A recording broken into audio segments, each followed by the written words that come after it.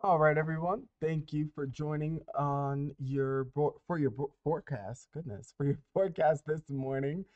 Clearly, it's an early start. Right now, here in Amarillo, I mean, look at this picturesque view coming in from Bushland as the sun begins to rise over portions of the southern high plains. Here in Amarillo, it's 34 degrees, winds coming in light and variable from the west southwest, and our dew point remaining low at 26. Taking a look at our temperatures around the area, it's 38 in Clovis, 31 in Tucumcari, one of the coolest spot actually on the map. 38 for Guyman, 44 for Borger and Pampa, and 39 in Paducah this morning. Winds again coming in from the west southwest, largely between about 5 to 15 miles an hour. Taking a wider scope, a wider view of our radar and water vapor imagery, the main theme has been this dry spell that we've been in largely over the last week and a half or so. With this radar and water vapor imagery, you're able to see just how strong that area of high pressure is. I mean, you're seeing dry conditions taking over much of the West Coast, well, this southern half of the West Coast. You also have the desert Southwest portions of the southern plains, including Texas, and then stretching into portions along some portions along the Gulf. That dry air continues to dominate, but that moisture really hammering portions of Seattle. I mean, they have river flood watches. Um, they have river flood watches. They have really heavy rains falling down. You can see it from their local radar beginning to funnel in.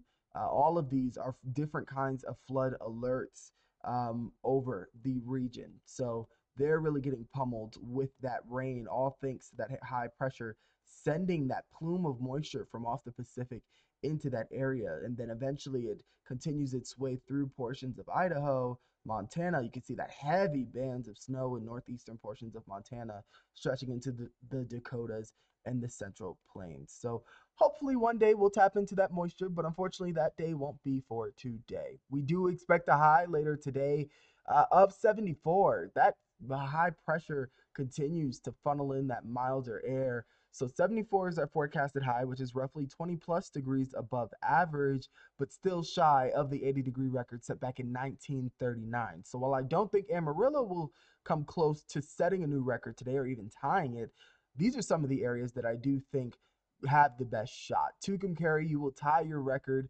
based off the forecast of 75, which was also your record set back in 1977. Clovis, you look like you are poised to break your record. Your forecast today is 74. Your record is 72, set back in 1990. And Goodwill, you'll likely fall a couple degrees short of your record of 74, set back in 1996. And here's a longer list of areas that may come close to their record, but likely falling short. That's the theme. We're near record-breaking warmth, but we may not tie or set new records today. Beginning with Borger, you're roughly about 5 degrees or so off your record set back in 2015. Dalhart, a few degrees shy of your record set back in 1990. 1990 looks to be the warm year where we had highs in the 70s that year. Childress, you do look like you're going to be within a degree, so striking distance of setting your record. Goodwell, a couple degrees shy. Clovis, it looks like you'll possibly set that new record today, but Clayton falling vastly short from your record. Taking a look at our model, it's mild, it's sunny today. Honestly, you couldn't pay me or anyone to give you a better forecast for today, honestly.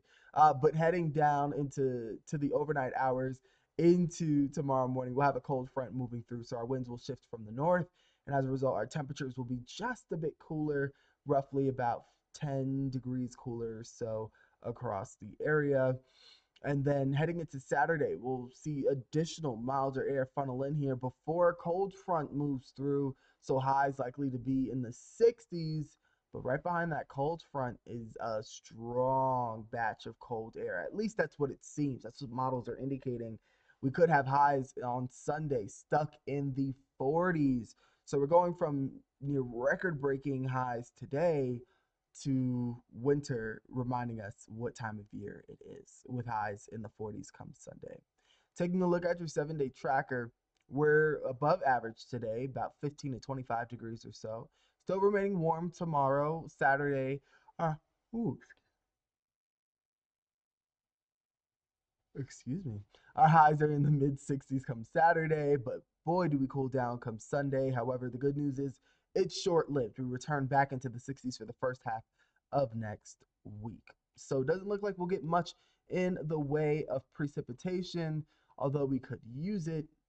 In fact, if we take a look at what we are looking for in our temperature outlook from the Climate Prediction Center, they're indicating an 80% chance of above normal temperatures. I mean, look at that bullseye, really centered over the desert southwest, the Four Corners region, and we kind of tap into it. I mean, we're 80% above chances of above normal temperatures. I mean, so anything averaging over 52 degrees, which we will likely have. I mean, you saw the first half of next week. That's where we'll have temperatures in the 60s already, so likely above normal. But the good news is, looks like our friends in the Northeast may float toward average conditions in terms of their temperatures.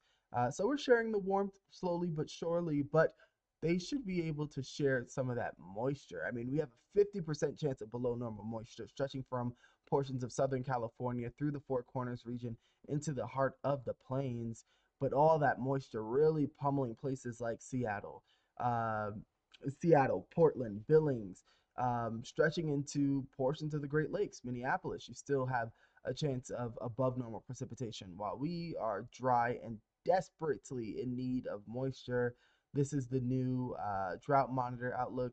Looks like we have seen some improvements. Looks like we shaved off some areas here, just south in Swisher County, as well as Silverton, and then even some areas here. So we've seen some progress. I think that's the full extent of the progress we'll see. Most of this coming from the snowfall that fell and melted down. So that's now included in this drought monitor that's issued today. So, but we still do have that moderate drought choking portions of Cottle County down there in Paducah. So they could definitely use some moisture, but it doesn't look like we'll get it anytime soon. Although we could be watching for a pattern change come Christmas. We'll keep an eye on that. All right, you all. I hope you all have a great rest of your day. I will send you back to this view of that sunrise with our current conditions. I mean, it was just so stunning.